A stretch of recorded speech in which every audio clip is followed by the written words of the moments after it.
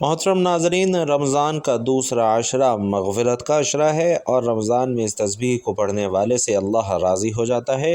حضرت محمد مصطفیٰ صلی اللہ علیہ وسلم فرماتے ہیں کہ اللہ اس کے تمام گناہ معاف کر دیتا ہے۔ حضور پاک صلی اللہ علیہ وسلم فرما رہے ہیں کہ یہ تسبیح پڑھنے سے اللہ انسان کے ہر عیب اور گناہ سے اسے پاک کر دیتا ہے۔ یہ وہ تسبیح ہے، حدیث ترمذی شریف میں وارد ہے کہ ایک بوڑھا شخص نبی کریم صلی اللہ علیہ وسلم کی خدمت اقدس میں حاضر ہوا،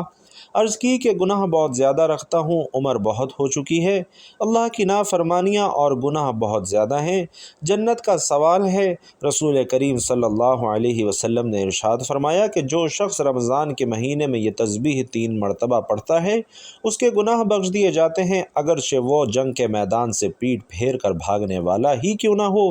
وہ لوگ جو رمضان کے مہینے میں یہ تسبیح پڑھتے ہیں ان پر اللہ کی رحمتیں برستی ہیں، ان کے تمام گناہ معاف ہو جاتے ہیں۔ اس بوڑھے شخص نے یہ ارشاد سن کر نعرہ تکبیر کہا اور واپس روانہ ہو گیا۔ تو ناظرین، نبی پاک صلی اللہ علیہ وسلم نے فرمایا کہ جو شخص رمضان کے مہینے میں یہ تسبیح پڑھے وہ جنت میں داخل ہوگا۔ تو وہ تسبیح کون سی ہے آپ کو تفصیل سے بتاتا ہوں۔ رمضان المبارک اہل ایمان کے لیے نیکیوں کا موسم بہار ہے۔ اس مہینے میں دل کی تقوی زمین کے بیج کو قبول کرنے کے لیے عام دنوں کی بنسبت زیادہ مستعد اور سازگار ہوتی ہے، اور نیکیوں کی نشو و نما کے لیے روحانی فضا زیادہ موافق ہوتی ہے۔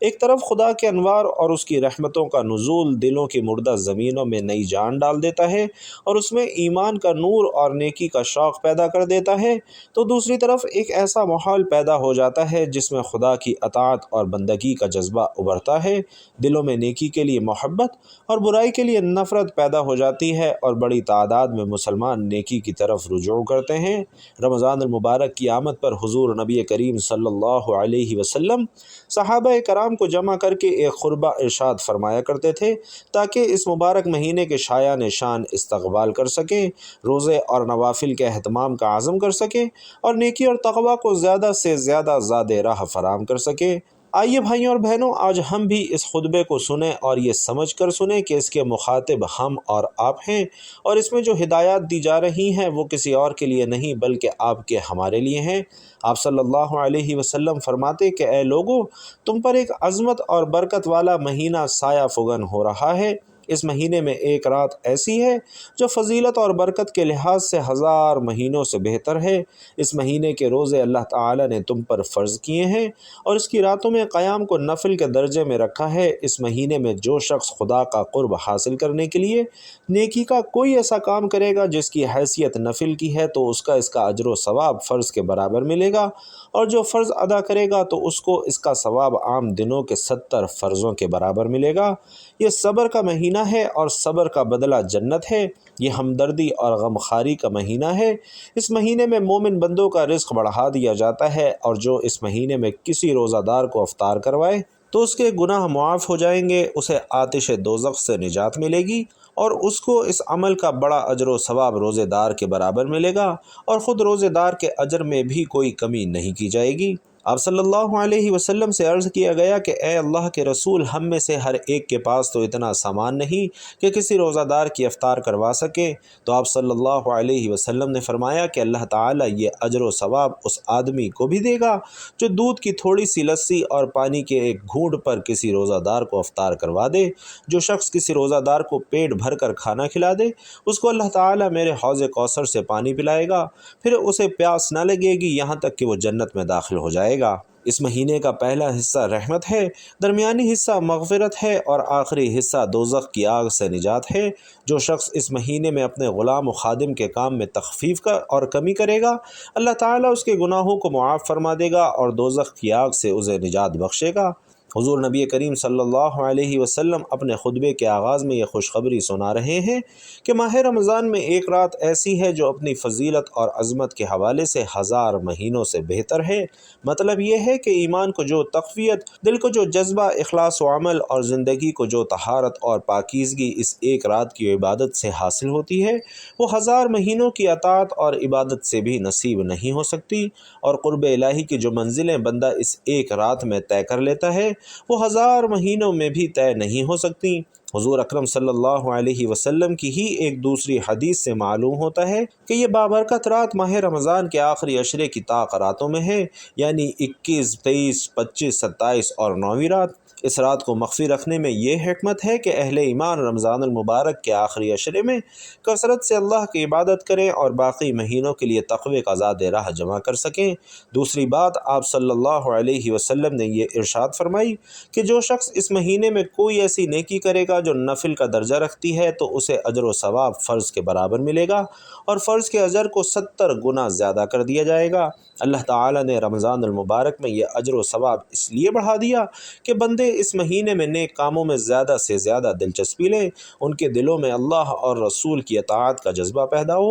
وہ اس ایک مہینے میں نیکی اور تقوی کو اتنی تربیت حاصل کر لیں کہ اس کے اثرات سال کے باقی 11 مہینوں تک رہیں، اور اس طرح سال بسال اہل ایمان ایک ماہ کی تربیت گاہ میں اسلامی زندگی کی تربیت حاصل کرتے رہیں۔ اس تربیت گاہ میں وہ اپنے ایمان کو زندہ اور تازہ کریں اور زندگی کو اسلامی تعلیمات کے سانچے میں ڈھالیں۔ بعض لوگ فرض سے مراد فرض نمازیں اور نفل سے مراد نفل نمازیں لیتے ہیں۔ ناظرین، یہ درست نہیں ہے، کیونکہ حضور اکرم صلی اللہ علیہ وسلم نے اپنے خطبے میں اہل ایمان کو تمام فرائض ادا کرنے پر ابھارا ہے، جیسا کہ علم حاصل کرنا فرض ہے، دعوت و تبلیغ اور جہاد فرض ہے، نیکی کا حکم دینا اور بدی سے روکنا فرض ہے، عدل و انصاف اور امن و امان کا قیام فرض ہے، عہد و پیمان کو پورا کرنا فرض ہے، ماں باپ، اولاد، رشتہ دار، یتیم و مسکین اور تمام مخلوق خدا کے حقوق ادا کرنا فرض ہے، نماز، روزہ، زکوٰۃ، حج فرض ہے۔ اسی طرح نفل سے مراد محض نفلی نمازیں نہیں،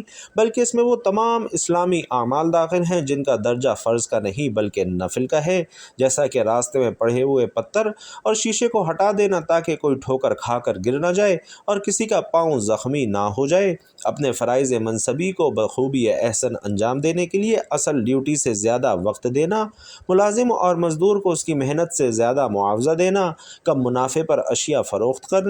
ڈاکٹر و حکیم کا غریب مریضوں کو مفت دوا دینا، دعوت و تبلیغ اور جہاد میں جان و مال اور وقت کی فرض سے زیادہ قربانی دینا، علم سیکھنے اور سکھانے کے لیے اپنے آرام اور راحت اور دلچسپیوں کو چھوڑ دینا، زیادتی کرنے والے سے انتقام لینے کے بجائے معاف کر دینا، حقدار کو اس کے حق سے زیادہ دینا، خود بھوکے رہ کر دوسرے کو کھلانا اور اس قسم کے دوسرے کام بھی نفلی عبادات میں شامل ہیں۔ اس لیے رمضان المبارک میں صرف فرض نمازوں اور روزوں پر اکتفا نہیں کرنا چاہیے، بلکہ تمام فرائض کو ادا کرنا چاہیے، اور اسی طرح نفل نمازوں اور روزوں پر اکتفا نہیں کرنا چاہیے بلکہ تمام فرائض کو ادا کرنا چاہیے۔ اسی طرح نفلی خیرات و صدقات اور ذکر و اذکار کافی نہیں، بلکہ دوسرے نفلی کاموں اور نیکیوں کا اہتمام بھی کرنا چاہیے، اور اسی صورت میں روزے سے وہ ہمہ گیر تقویٰ پیدا ہوگا جو زندگی کے تمام معاملات کو خدا کی شریعت کا پابند بنا دے گا، اور اگر صرف چند فرائض اور نوافل کا اہتمام کیا تو ممکن ہے کہ زندگی کے بعض گوشے تو نور تقویٰ سے خوب جگمگا اٹھیں،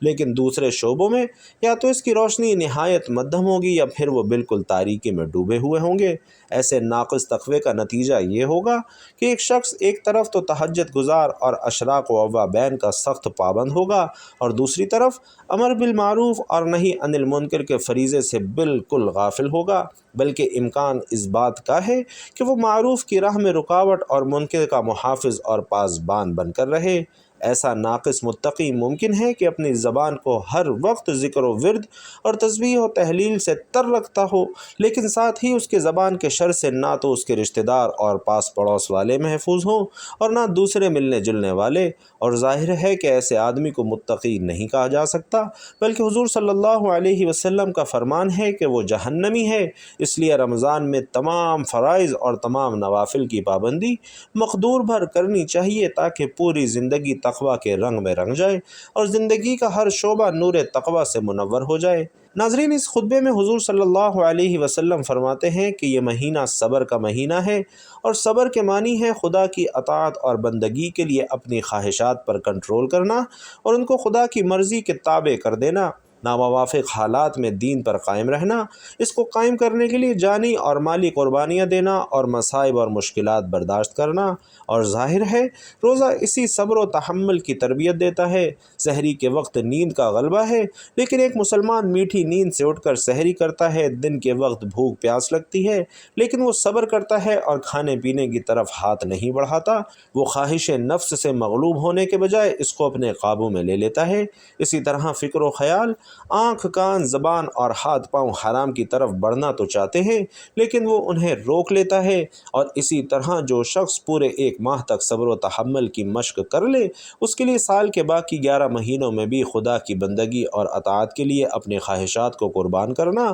آسان ہو جاتا ہے، اور وہ اللہ کی رضا اور اس کے دین کی سربلندی اور غلبے کے لیے بڑی سے بڑی قربانی دینے کا حوصلہ اور عزم اپنے اندر پیدا کر لیتا ہے۔ بھائیوں اور بہنوں، پھر فرمایا کہ یہ مہینہ ہمدردی اور غمخواری کا مہینہ ہے۔ ہر روزہ دار کو روزہ رکھ کر یہ اندازہ ہو جاتا ہے کہ بھوک کتنی تکلیف دہ چیز ہے، اور اس سے اس کے دل میں غریبوں، مسکینوں اور فاقہ کشوں کے لیے ہمدردی اور مدد کا جذبہ پیدا ہوتا ہے، اور وہ ان کی ہر ممکن مالی مدد کے لیے مستعد اور مسترب رہنے لگتا ہے۔ یہ بھی فرمایا کہ اس ماہ میں مومن کا رزق بڑھا دیا جاتا ہے، اور یہ تو ہر شخص کا تجربہ ہے کہ اس مبارک مہینے میں عام دنوں کی بنسبت ہم سب کے مالی حالات بہتر ہوتے ہیں، اور ہمیں وہ نعمتیں بھی ملتی ہیں جو ہمیں عام دنوں میں میسر نہیں آتی۔ حضور اکرم صلی اللہ علیہ وسلم نے اس خطبے میں روزہ داروں کو روزہ افطار کروانے کی ترغیب دی ہے، تاکہ مومن صرف شکم پروری کا اسیر ہو کر نہ رہ جائے، بلکہ اس کے دل میں دوسروں کو کھلانے پلانے کا جذبہ بھی ابھرے، اور اس طرح غریبوں کا بھی بھلا ہو۔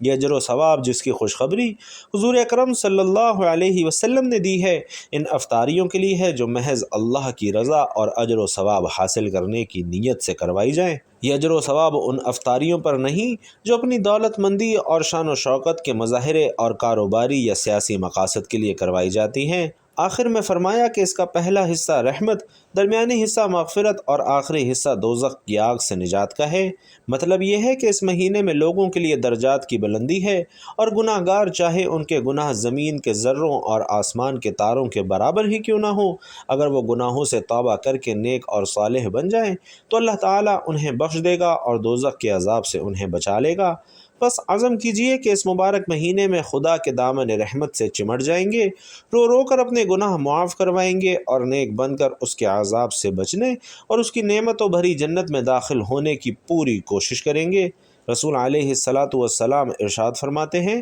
کہ جو شخص رمضان المبارک میں یہ تسبیح پڑھتا ہے، اللہ تعالیٰ اس کے تمام صغیرہ کبیرہ گناہوں کو معاف فرما دیتا ہے، اس کے ہر عیب پر پردہ ڈالتا ہے، اور اللہ تعالیٰ ایسے شخص سے راضی ہو جاتا ہے۔ اللہ تعالیٰ یہ تسبیح پڑھنے والے سے خوش ہوتا ہے۔ جو شخص یہ تسبیح پڑھتا ہے، قیامت کے دن اللہ تعالیٰ اس کی نیکیوں کا پلڑا بھاری کرے گا اور گناہوں کو معاف فرما دے گا۔ تو ناظرین، یہ تسبیح آپ نے رمضان المبارک کے کسی بھی دن، کسی بھی وقت، کسی بھی نماز کے بعد پڑھنی ہے، خاص کر دوسرے عشرے میں اس کی کثرت کرنی ہے۔ تسبیح پڑھنے سے پہلے آپ نے درود پاک پڑھنا ہے۔ اللہم صلی علی محمد وعلی آل محمد کما صلیت علی ابراہیم وعلی آل ابراہیم انک حمید مجید۔ اللہم بارک علی محمد وعلی آل محمد کما بارکت علی ابراہیم وعلی آل ابراہیم انک حمید مجید۔ اور درود پاک پڑھنے کے بعد آپ نے ایک تسبیح استغفر اللہ ربی من کل ذنب واتوب الیہ اس کلمے کی پڑھنی ہے۔ یہ استغفار کی تسبیح ہے، اور یہ تسبیح پڑھنے سے اللہ تعالی انسان کے تمام گناہوں کو معاف فرما دیتا ہے۔ آپ نے ہاتھوں کی انگلیوں پر گن کر یا پھر تسبیح کے دانوں پر 100 مرتبہ یہ تسبیح پڑھنی ہے۔ رمضان المبارک کے بابرکت مہینے میں استغفار کثرت سے پڑھنی ہے، کیونکہ یہ بخشش کا مہینہ ہے اور یہ خاص بخشش کا عشرہ ہے، اور اس مہینے استغفار جو پڑھتا ہے، اس عشرے میں جو استغفار پڑھتا ہے، اللہ تعالیٰ اس کے تمام گناہوں کو معاف فرما دیتا ہے، اور اللہ تعالیٰ ایسے شخص سے راضی ہو جاتا ہے جو اللہ سے توبہ کرتا ہے۔ یہ تسبیح پڑھنے کے بعد ناظرین آپ نے درود پاک پڑھنا ہے، اور درود پاک پڑھنے کے بعد اللہ تعالیٰ سے اپنے گناہوں کی معافی مانگنی ہے، سچی توبہ کرنی ہے، اور توبہ کرنے کا مقصد یہ ہو کہ آئندہ کوئی گناہ نہیں کرنا، تو اس طرح کا عزم کر کے آپ نے توبہ کرنی ہے، نیک اعمال کی طرف توجہ دینی ہے، صدقات اور خیرات کرنے ہیں۔ اور رمضان المبارک کے مہینے میں صدقے کی اہمیت ناظرین بہت زیادہ ہے۔ نماز پنجگانہ کرنے کا ارادہ کرنا ہے، حضرت ابو ہریرہ رضی اللہ تعالی عنہ روایت کرتے ہیں کہ نبی علیہ الصلاۃ والسلام نے ارشاد فرمایا کہ انسان پر صدقہ واجب ہے۔ اس طرح ایک اور جگہ آپ صلی اللہ علیہ وسلم نے فرمایا کہ تم میں سے جو آدمی بھی صبح کا سورج دیکھتا ہے اس کے ہر جوڑ پر صدقہ واجب ہو جاتا ہے۔ یعنی نبی کریم صلی اللہ علیہ وسلم کے ان ارشادات کی روشنی میں پتہ چلتا ہے کہ جیسے ہی ہم پر اگلا دن چڑھتا ہے ہمارے جتنے بھی جوڑ ہیں، یعنی ہمارے جسم میں 360 کے قریب جوڑ ہیں، ان تمام فہرست کا صدقہ واجب ہو جاتا ہے۔ لیکن بھائیوں اور بہنوں، ہم میں سے کتنے ایسے لوگ ہیں جو اپنے جسم پر واجب ہونے والے اس صدقے کو ادا کرتے ہیں؟ ہم میں سے زیادہ تر لوگ تو تبھی صدقہ دیتے ہیں جب ہم بیمار پڑ جاتے ہیں یا کوئی مصیبت ہم پر نازل ہو جاتی ہے، اور اس سے پہلے تو صدقہ دینے کا خیال ہی ہمارے ذہنوں میں نہیں ہوتا، اور نہ ہی ہم میں سے زیادہ تر لوگ صدقہ دیتے ہیں۔ اور ناظرین، یہی وجہ ہے کہ ہماری زندگیوں میں اچانک مصیبتیں، پریشانیاں اور تنگیاں آتی ہیں، اور ہمیں سمجھ ہی نہیں آ رہا ہوتا کہ ہم زندگی میں ایسی کون سی غلطی کر رہے ہیں جس کی وجہ سے ہماری زندگی میں مسائل اور پریشانیاں بڑھتی جا رہی ہیں، ہم پر بلائیں نازل ہو رہی ہیں، ہم پر رزق کی تنگی ہو رہی ہے، اور ہم مسلسل پریشانیوں کے بوجھ تلے دبتے جا رہے ہیں۔ ناظرین، اصل میں وہ وجہ صدقے کا نہ دینا ہے۔ اسلامی تعلیمات اور نبی کریم صلی اللہ علیہ وسلم کی مختلف ارشادات کی روشنی میں پتہ چلتا ہے کہ آسمان سے بلائیں نازل کی جاتی ہیں، اور یہ بلائیں اپنے ساتھ مختلف بیماریاں، مصیبتیں، پریشانیاں لے کر آتی ہیں۔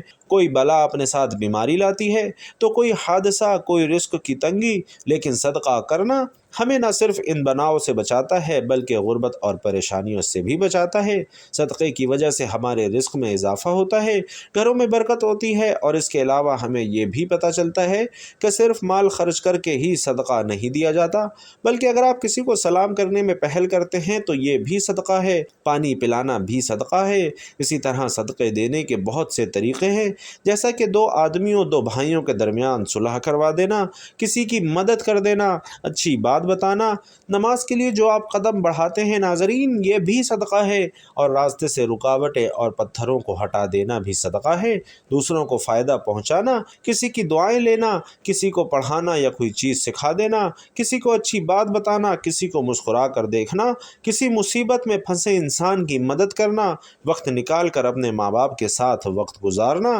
کسی کی طبیعت پوچھنا، بیمار کی عیادت کرنا، حتیٰ کہ اپنی بیوی کو اپنے ہاتھوں سے کچھ کھلانا اور اس سے پیار محبت کی باتیں کرنا بھی ناظرین صدقہ ہے۔ اور اللہ تعالیٰ قرآن مجید میں ارشاد فرماتا ہے کہ اے ایمان والو، اللہ کی راہ میں ہمارے دیے ہوئے میں سے خرچ کرو۔ ناظرین، ہم انسانوں کی اوقات کچھ نہیں، نہ ہی ہمارے بس میں کچھ ہے، ہم پر ساری عنایتیں اس رب کی ہیں جو اس سارے جہان کا مالک ہے۔ یہ اسی ذات کا کرم ہے کہ اس نے ہمیں دینے والوں میں سے بنایا ہے، لہٰذا یہ ہمارا فرض ہے کہ ہم اس استطاعت کردہ رزق سے غریبوں، مسکینوں اور ضرورت مندوں، یتیموں اور بے سہارا لوگوں کی مدد کریں، ان کی ضروریات کا اس طرح خیال کریں جس طرح اللہ سبحانہ و تعالی ہماری ضروریات کا خیال کرتا ہے اور ہمارے گناہوں کا پردہ رکھتا ہے۔ اللہ تعالیٰ سے دعا ہے کہ اللہ تعالیٰ ہمیں صدقات کرنے کی توفیق عطا فرمائے اور رمضان المبارک کے اس عشرے سے بھرپور فائدہ اٹھانے کی توفیق نصیب فرمائے، آمین یا رب العالمین۔